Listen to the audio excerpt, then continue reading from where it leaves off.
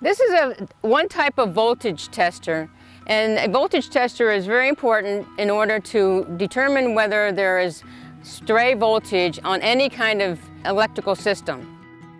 In our case, we're going to be testing center pivot irrigation systems in order to see if it is energized.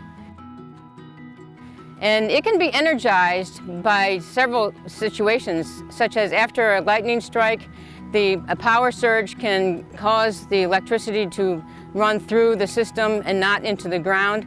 And so therefore it can be hazardous to anybody who comes in contact with it. Anytime you have a tester that you recently purchased or acquire, be sure to read the label and read the instructions on how to use it, because every single one, every brand is slightly different. In some cases, you just need to turn it on and it stays on. And this one, you have to hold the button down. So you just be sure to read the instructions to know for sure that yours is working properly. These testers are very important to use actually every single time you go up to an irrigation system, because you just never know when there might have been, for one thing, a stray lightning strike, or also you can have other issues that are electrically motivated that will injure some part of the system. And another thing that we will test out there or check to look at is the grounding. The grounding of the system is very important so that all the stray voltage will go into the ground and not through the operator when they touch it. Recently, in cooperation with Ag Safety Program and the Water Resources Agents, we have sent out many of these testers for irrigators in the state to have them on hand. And it's very important that they have received one, and if not, you can get on a list in order to receive a test.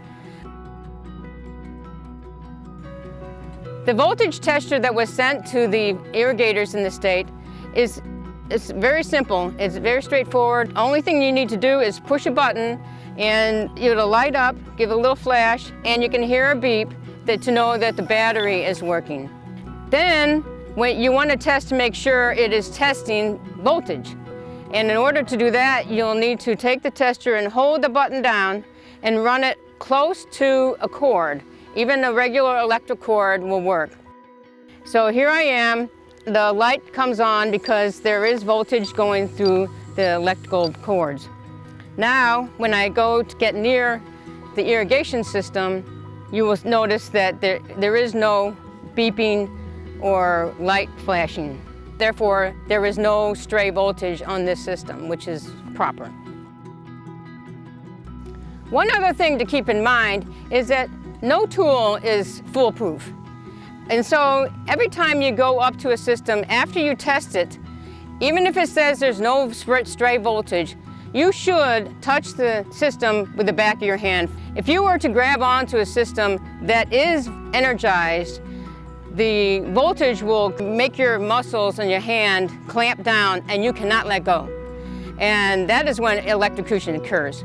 It's not just that you have voltage, but it's the length of time you have voltage running through your body.